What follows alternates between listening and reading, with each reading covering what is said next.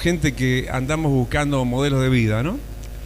Y eso no es una cuestión solamente de la adolescencia. Dicen los psicólogos que los adolescentes justamente están en ese descubrir a sí mismos, pero se quieren descubrir en otros.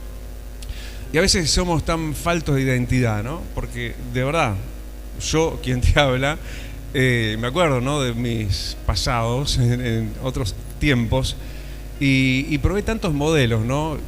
Y no hablo de ropa, modelos de vida, que haciendo esto, aquello y lo otro, y no calcé nada, ¿viste? Cuando vos decís, esta ropa no me sirve. Y uno está buscando lo que no encuentra.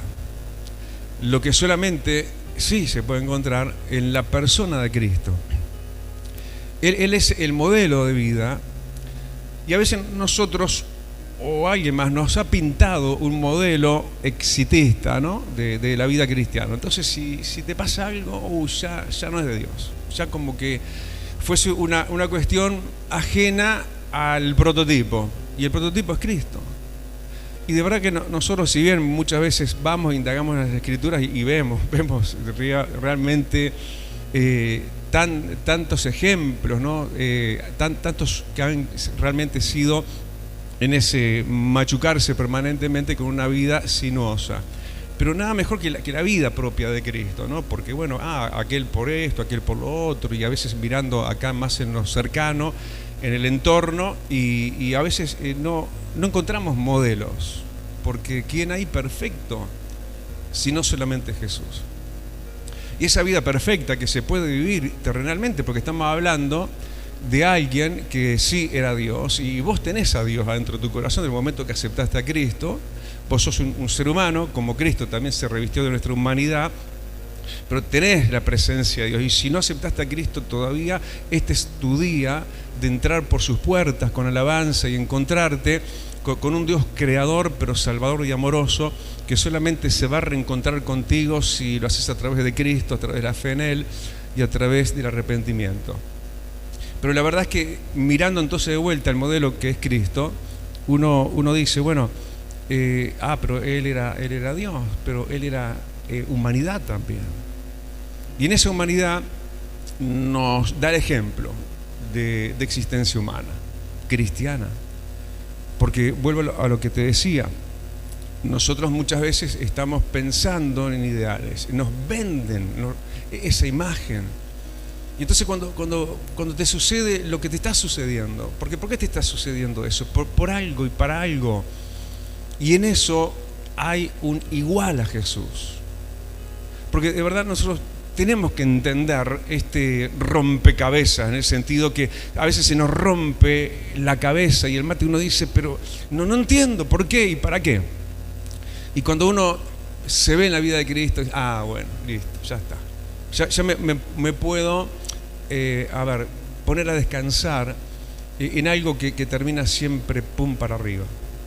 En algo que siempre va a llegar en procesos, sí, dolorosos, pero vas a llegar, si no abandonás, vas a llegar no solamente, vuelvo al exitismo, ¿no?, al éxito y la bendición.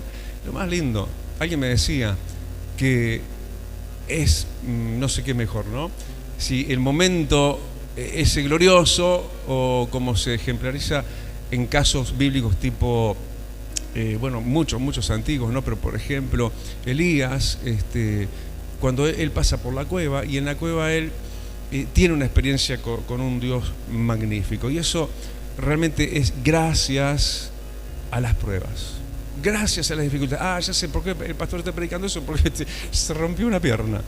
No, en realidad esto es una cuestión menor, ¿viste? Yo creo que me pone como un predilecto en este momento, porque, ¿viste?, cuando él como pastor está hablándole a veces a los pastores y le dice, no buscaste a la peniquebrada. Entonces él es el príncipe de los pastores, así que yo sé que el Señor está pum, ¿no? Cuando te quebrás y se te quebró algo en tu vida. Pero igualmente, si bien Jesús diríamos venía en eso y para vivir una vida ejemplar, Y ejemplar no en un modelo inalcanzable, ejemplar en los altibajos. Él igualmente, y quiero ir ya mismo a eso, en Marcos 6, él igualmente nos muestra una prioridad de siempre. Porque no es una prioridad de siempre hoy por hoy la familia, pero para él lo fue. Porque, mira, leemos en Marcos 6 y versículo 1, en Reina Valera 1960, dice: salió Jesús de allí y vino a su tierra, y le seguían sus discípulos, y llegando el día de reposo comenzó a enseñar en la sinagoga, y muchos oyéndolo se admiraban y decían: ¿de dónde tiene estas cosas? ¿Y qué sabiduría es esta que le es dada, y estos milagros que por sus manos son hechos? ¿No es este el carpintero, el hijo de María, hermano de Jacobo, de José, de Judas y de Simón? ¿No están también aquí con nosotros sus hermanas? Y se escandalizaban de él.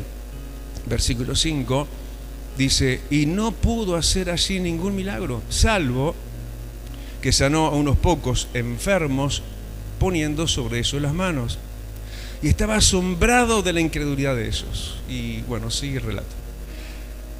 Vemos un Jesús tan lindo, tan desactualizado con la actualidad, ¿no? Podríamos decir, porque hoy el estar desamparentados y el individualismo y muchas cuestiones comunitarias, y está bien de tener apego por acá, por allá, pero el Señor es un Dios familiero, y Dios quiere que tornes tu mirada a las veces tan olvidadas y tan reprochadas familias.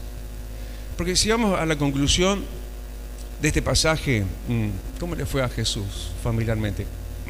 No muy buena nota. Sin embargo, versículo 1, él salió de lo que estaba haciendo y vino, se acercó a su parentela.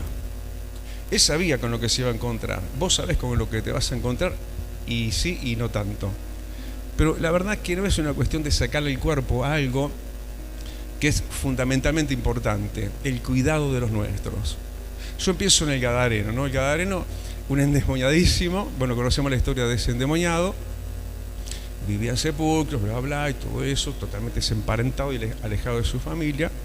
Y el Señor lo liberta, y lo primero que lo adoctrina, mirá, nivel 1, le dice: ve a los tuyos y cuéntales con grandes cosas ha hecho Dios contigo. ¿Cuánto estás yendo a los tuyos? ¿Cuánto? Ah, no, porque esto, porque aquello, por lo otro. No sabe usted, pastor. Yo como que no tengo familia. A veces yo hablo con gente y digo: pero no tenés familia. Sí, pero no, pero sí. Como diciendo: no, como que no tuviera, porque además, no sabes vos. Y vuelvo y repito, ¿no? Y fue una cuestión del caso de Jesús también. Pero Jesús, respaldado, ¿por qué no? Sabiendo él de antemano que se iba a encontrar con una situación X ahí, no la más deseada, dice que vino a su tierra con sus discípulos. ¿Vos sabés que vos me tenés y yo te tengo a vos? ¿Vos sabés que ya no estamos solos? ¿Vos sabés que no está bueno que lo intentes solo? No está bueno que simplemente vos ores, sino, como hoy se hablaba, somos una iglesia de oración, porque es casa de oración la iglesia. Somos una iglesia de intercesión, y entonces vos precisás el apoyo. No, pero yo me basto, soy el Señor, Jehová mi pastor. Pero la verdad es que ¿a quién les va mejor? Y mirá el ejemplo, el prototipo: Jesús. Fue a su tierra y dijo: muchachos, vengan conmigo, respáldenme. Y le dice eso a sus discípulos. Entonces, eso es algo que vos tenés que tener en cuenta. Por eso no te desmembres de esta comunidad. Porque esta es la comunidad de contención de parte de Dios, para que vos logres tus mejores logros en la familia, que es algo primario para Dios. La creación humana empezó por una familia. Y eso es lo que sigue siendo la data en el postrer tiempo. En Apocalipsis, Dios va a crear y hacer Él con nosotros una familia. Y hoy ya somos familia de Dios. Dale el aplausote grande y decirle gracias, Rey, porque tengo hermanos acá, tengo condiscípulos acá. Y bueno, él se fue con ellos y cuando llega a su casa, a su parentela, no se complejió, porque él sabía que iba a hacer como una discordia con la realidad de ellos, que estaban acostumbrados ellos, porque ellos, su parentela toda, estaba acostumbrada, ¿sí?, a la realidad familiar de la familia de Jesús. La familia de Jesús, déjame decírtelo, a un trastoque, diríamos, del óleo que nos han pintado. La familia de Jesús era numerosa. La Virgen María fue Virgen María hasta el nacimiento de Cristo y después vinieron hermanos y vinieron hermanas. Entonces él vendría a ese rompecabezas al cual pertenecía, donde perteneció, pero vendría ahora en un nuevo modelo. No como el hijo del carpintero en realidad. Entonces él igual como que no tuvo pavor ni temor de exponer lo lindo que vos también tenés de Dios. Es importante que vos vengas y te arrimes a tu familia por todo lo afectivo. Y si vos querés llegarle con el Evangelio a tu familia, llegale primero al corazón. Porque hay gente que es religiosa, fríamente religiosa y con los suyos. Hay gente que termina diciendo: yo no quiero nada con la iglesia de mi hijo o de mi hermano, porque mirá, se ha vuelto frío, indiferente, no le importamos, es solo iglesia, iglesia, iglesia. Y si vos querés ganar un corazón, bueno, ganátelo haciendo esto que hizo Jesús: acercamiento, iniciativa.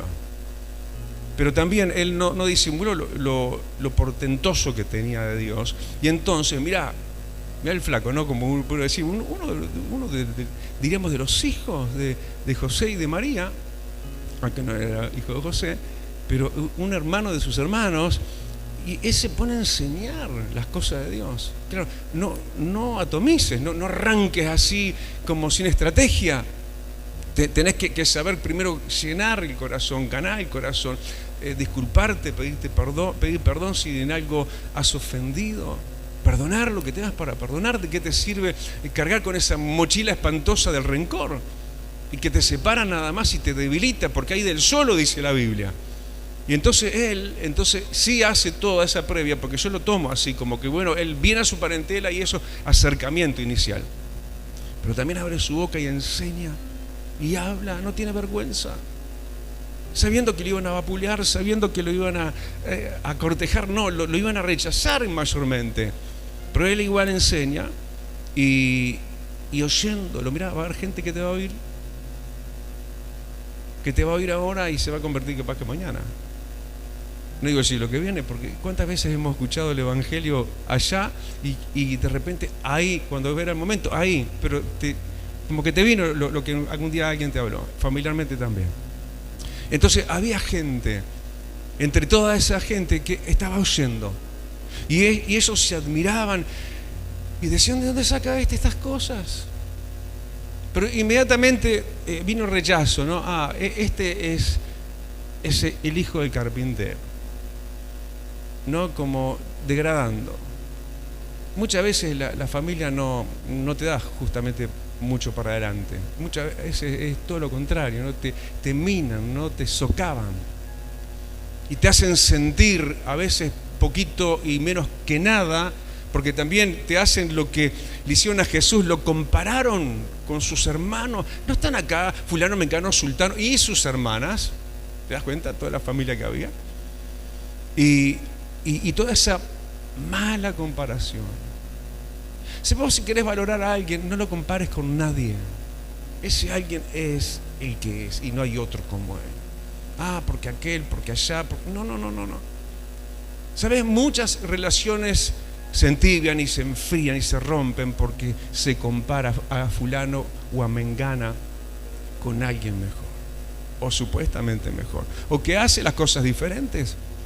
No podemos llevar a otro molde, a otro modelo, a otro, ni poner en forma competitiva, en definitiva, uno contra otro. En definitiva, a él lo estaban comparando con sus hermanos y ahí empezó la degradación de él, ante el ojo ocular de su propia familia. Pero no solo eso, sino dice el final del versículo 3 que se escandalizaban de él. Pasó Jesús a ser el problema de las casas, no siendo, pero pasó a ser el meollo de los asuntos. Todos se escandalizaron. Mirá ahora. Yo viví en mi vida, cuando llego de Estados Unidos, vengo bautizado.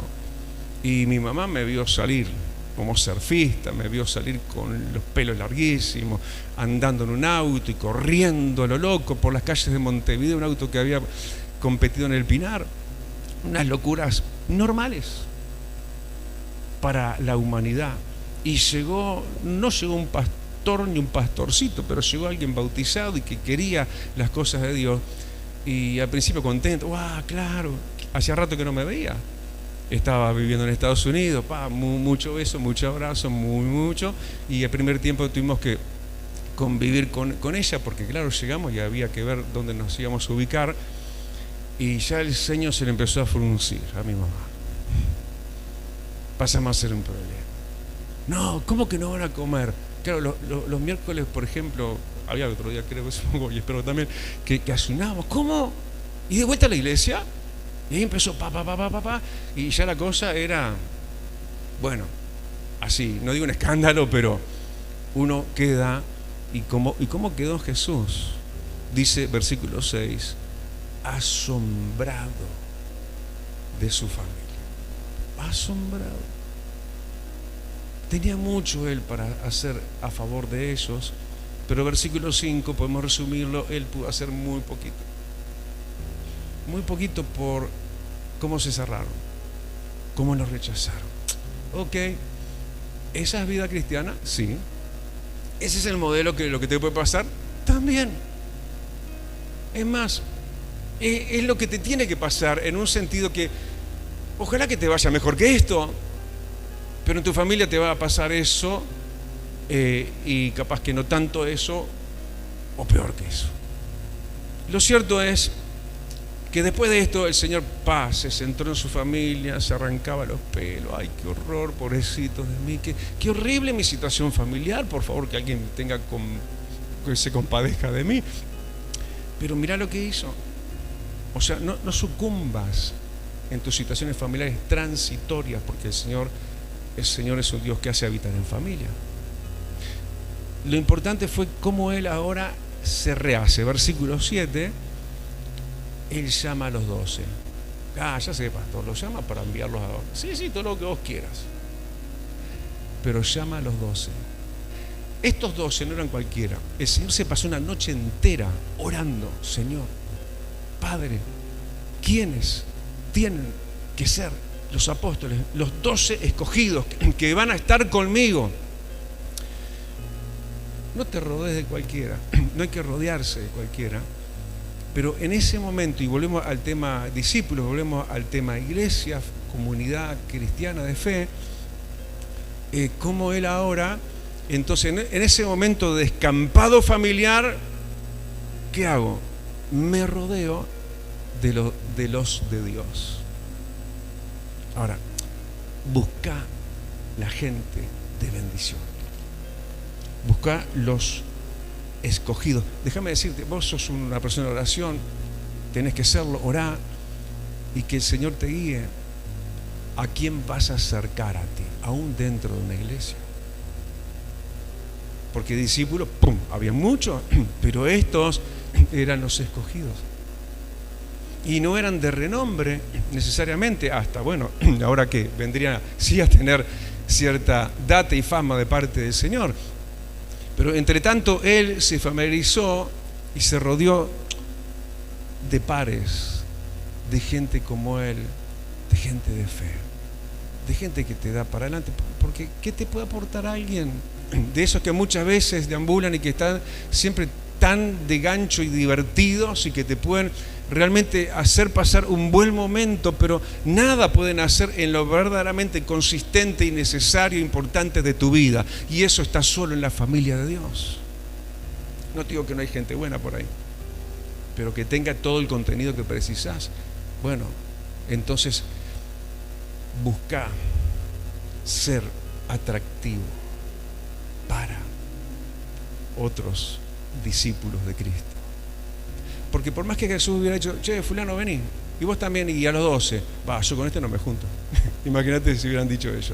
Quiere decir que él se mostró amigo, hermano, una persona, ok. Porque nadie se me acerca, pastor. Nadie me habla, nadie. ¿Y vos qué haces? ¿Vos sembrás para eso? Vos te acercás, vos saludás, no me saludas. Pero vos ¿qué estás haciendo? Vos tenés que mostrarte amigos si querés amigos. Yo siempre potencio esto de Cristo también, ¿no? ¿Cómo venían los niños? Los niños corrían a sus faldas. Y eso solo pasa con un padre, ¿no? Con alguien que tiene un sentimiento paterno y no necesita ser un padre para ser alguien que contempla con amor y con cariño, sí, a un niño que lo percibe así enseguida. Y luego se te van a prender de los pantalones. Y eso es lindo, porque eso es algo que depende también de nosotros. Y él se rodea de los 12. Nunca estás solo, nunca estés solo. Y él acaba de tener el tropezón familiar, por decirlo de alguna manera, sale asombrado, pero se costalea con gente de fe y de Dios, que para eso es la iglesia también. Y ahora, mirá, esto es una montaña rusa, parece, ¿no? Uruguaya, capaz podríamos decir, porque nosotros no somos en Rusia. Montaña rusa que de repente, y de repente, al vacío. De repente le viene un momento tristísimo a Jesús, modelo de vida. De repente te va a pasar lo que no querés que te pase. Él tenía, entre todos, había alguien muy especial y predilecto, un tal Juan el Bautista. Y resulta que, capítulo 6, versículo 17, que el mismo Herodes había enviado y prendido a Juan el Bautista y le había encadenado en la cárcel por causa de Herodías, mujer de Felipe, su hermano, pues la había tomado por mujer. Entonces, que versículo 27, y enseguida el rey, enviando a uno de la guardia, mandó que fuese traída la cabeza de Juan. Y dice el guarda fue y le decapitó en la cárcel y trajo su cabeza en un plato y la dio a la muchacha, etcétera, etcétera. Juan, alguien de quien la Escritura nos cuenta, y por acá tengo en Mateo capítulo 14, versículo 13, que creo que lo vamos a tener por ahí, nos cuenta que Jesús tenía cierta elección especial con Juan el Bautista. ¿Por qué? Porque estamos hablando de Jesús, estamos hablando de Dios mismo, encarnado, estamos hablando del Hijo de Dios. Y nos dice el Mateo 14, 13, ya viene por ahí, ¿no? No, ese no. Pero había otro. Dice que entre los nacidos de mujer no hubo otro como Juan el Bautista. Lo dice Dios. O sea, era un relevante Juan el Bautista. Tan relevante y tan apegado a Cristo, que fue el que preparó el camino para que Él viniera. Y ahí estaba Juan el Bautista, anegado de su propia vida, en un lugar desértico, predicando el arrepentimiento y la venida del Mesías. Claro que Jesús tenía un apego enorme con Juan el Bautista. Y lo perdió. ¿Vos estás preparado para pérdidas? ¿O te pensás que todo va a ser ganancias? ¿Te crees que lo que amás siempre lo vas a tener? ¿Es Juan el Bautista que vos amás? ¿O lo que sea que vos amás? ¿No puede acaso de repente sufrir algo abrupto? Porque esto fue así. Y una pérdida. Una pérdida tan importante, y esto es bueno lo que viene ahora. Ahora sí, Mateo 14, 13, porque el error fue mío cuando pasó el dato. Dice ese pasaje, ahora lo tenemos, ese. Miren lo que hizo Jesús. Oyendo Jesús lo de Juan el Bautista, se apartó de allí en una barca a un lugar desierto y apartado. Y bueno, y cuando llegó la gente, etcétera, etcétera, ¿qué hizo él? Se apartó a sufrir luto. Se fue solo. ¿Hay algún problema con la soledad? ¿Quién tiene algún problema con la soledad? Muchas veces decimos, estar solo está mal, es algo malo y es una señal mala. No siempre. Jesús, por ejemplo, se pasaba la noche entera solo orando. Estaba genial. ¿Y cuándo también? Hay momentos donde de exclusividad que vos necesitas línea directa, personal y solitaria con Dios. ¿Y qué peor momento que un luto? ¿Qué peor momento que perder a un ser querido? ¿Estás preparado para eso? ¿Has pensado en eso? Y cuando te pase, te va a tomar de sorpresa. ¿Y qué vas a hacer? ¿Te vas a alarmar y vas a romper los papiros de Dios de tu vida? Nada de eso pasó con él, pero sí, él se apartó. Yo creo que debe haber llorado. Yo creo que debe haber quebrado. Y como que diciendo, déjenme, necesito estar solo. Hay momentos necesarios y buenos y exclusivos y de parte de Dios de soledad. Porque es un momento rico, es un momento de rehacerse, es un momento de, ok, me sano, me amparo en Dios, me sano la herida en Dios. Porque hay cosas, no solamente gente, hay cosas que se pierden. Y cuando eso pasa, bueno, viste que hablábamos recién de rodearte. Hay momentos que es mejor que te alejes y te apartes para estar a solas con Dios. Pero eso no puede ser tu destino permanente. No puede ser. Inmediatamente, y después que terminó ese lapso, dice que, bueno, lo siguió, o sea, la gente lo vio su poder y lo siguió. Y él no se negó, como que diciendo, yo estoy en la mía, estoy mal, bueno, cuando me llegue el buen momento. De hecho, tanto esto es así, que mirá, y quiero ya ir terminando con esto, el versículo 34, el desconsolado Jesús. El Jesús aporreado, el Jesús enlutado y apartado y solitario. ¿Se encuadró en eso? ¿Se encerró en su problema? Negativo. Se sanó en la presencia de Dios.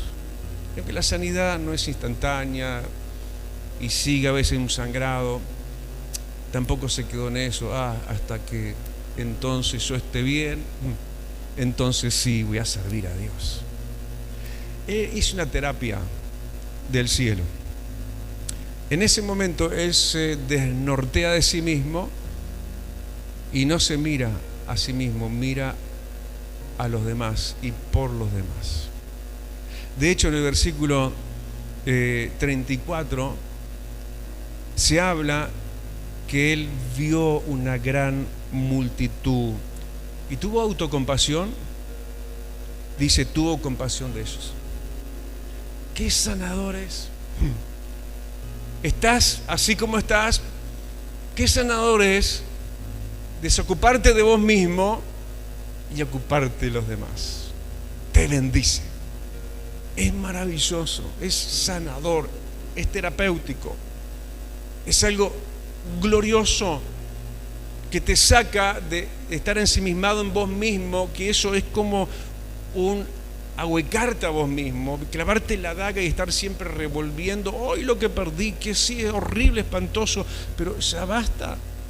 Es momento de que aún mientras la sanidad llega completa, tú hagas y te ayudes a ti mismo. Viste, los psicólogos indudablemente, ¿no? Te aconsejan cosas y prácticas que tenés que hacer para ayudarte en tu calidad de vida, luego que te cubrió un momento oscuro en tu vida y que te puede disipar, alejar totalmente de la sociedad y de toda expectativa y de esperanza. No hay cosa más linda que poner la mirada en los demás. Eso es algo que te sanea, que te hace bien, que te estimula, que te alegra. Porque no hay cosa más bienaventurada que dar. Es más bienaventurado que recibir. Más bienaventurado dar que recibir. Estoy esperando recibir. Da. Empecé a dar. Y vas a ver cómo, wow, ¿y dónde está mi crisis? ¿Dónde está mi problema? ¿Qué pasó con mi herida? Cuando te querés acordar, estás tan fijando tu atención en más allá de tú mismo y de tu problema, que no te vas a dar cuenta que en eso de dar, y que es más bienaventurado que recibir, vos das y el Señor te da y te bendice. Y entonces Él tiene compasión y comenzó a enseñarles. Y además, versículo 41, los alimentó con pasión emocional, espiritual y material. Todo esto nos habla de un modelo exitista, en verdad, sí, de vida, que no es siempre en la línea recta y lo más vertical posible. No. Hay éxito cuando vienen los valles, saberlos vivir y saber que eso está en el predicho, en el prefijo, que eso es la verdadera vida cristiana. Jamás te alarmes por esto, aquello, lo otro, que para mal parecería que te esté pasando, pero nada es para mal. Y todo es parte de algo que habría de prepararlo y llevarlo a Jesús en mejor situación y estado compasivo. Mira, no la autocompasión. Si fuera posible, pase de mí esta copa, pero inmediatamente reaccionando, no sea como yo quiero. ¿Y por qué? Porque estaba pensando en nosotros. Este proceso que hoy te enluta, más tarde te va a alegrar el corazón. Y vas a darle gracias a Dios por todo. Y saber que, por supuesto, la conclusión no es, y es obvia, no es nefasto, no es exitista en eso que te expliqué, pero el fin que nos deja ver este óleo, esta escena de Dios en Cristo, fue algo multitudinario. Perdió a Juan el Bautista y ahora estaba rodeado de multitudes. Mucha alegría, mucho es lo que viene para aquellos que aguantan el proceso y no abortan. Y no es solo aguantar, es saber qué hacer. Es rodearse, es darse, es hacer las cosas según la línea del consejo del Maestro. Y como discípulos decimos, amén. Y dame un aplausote grande. Qué lindo, qué clases que nos da Dios, ¿no? Vida Abundante te invita a su nuevo lugar. En 18 de julio, 1280, Casilla Guarón, ex Cinemateca. Un ambiente de alegría y esperanza te espera cada día. Domingo, 10 horas. Martes y jueves, 17 horas. Miércoles y viernes, 19:30 horas. Vida Abundante, donde tu vida va a cambiar. Celestial FM, la radio más escuchada. Buena radio.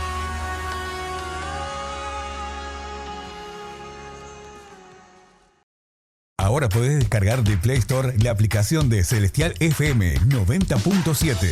La radio en tu celular, donde vayas.